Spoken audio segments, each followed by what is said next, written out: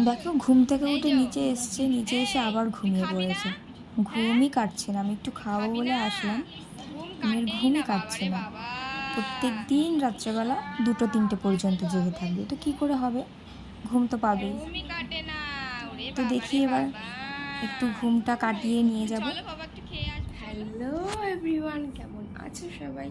আশা করছি সবাই ভালো আছো, আর আমিও ভালো আছি। তো আজকেও একটা নতুন ভিডিও নিয়ে চলে আসলাম। তো চলো ভিডিওটা এবার আমি আগে ঘরটা ঝাড় দিয়ে নিই, ঝাড়টা দিয়ে তারপরে ঢুকে যাব রান্নাঘরে।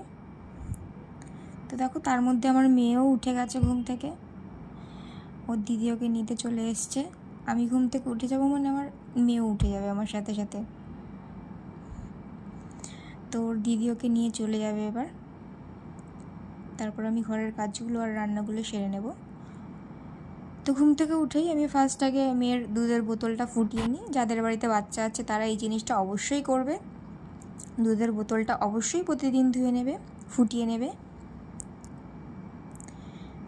তো তারপর আমি একটু তোমাদের দাদাভাইয়ের সাথে একটু গল্প করছিলাম।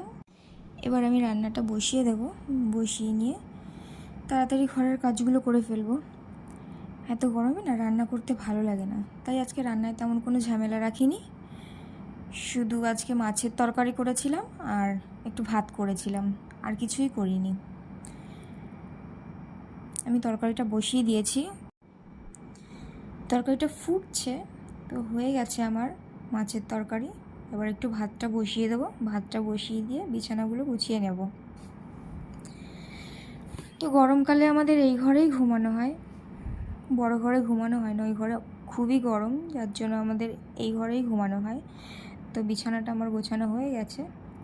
এবার মেয়ের জামাগুলো রয়েছে, ওগুলো একটু গুছিয়ে নেব।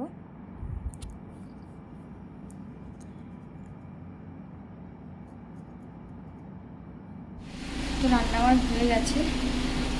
এবার মেয়েটাকে একটু নিয়ে আসবো, নিয়ে এসে একটু খাওয়াবো।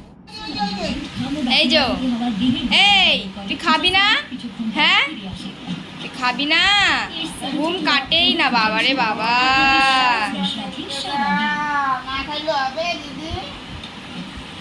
ঘুমই কাটে না, ওরে বাবা রে বাবা। চলো বাবা একটু খেয়ে আসবো, চলো। খাইয়ে দিয়ে ঘরের কাজগুলো গুছিয়ে নিয়ে আমি স্নান করে চলে এসেছি।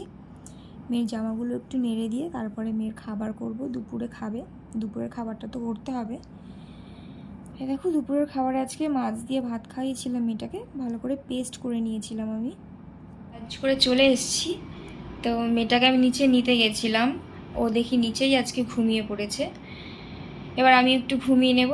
তো তোমাদের সাথে আবার বিকেলে দেখা হচ্ছে।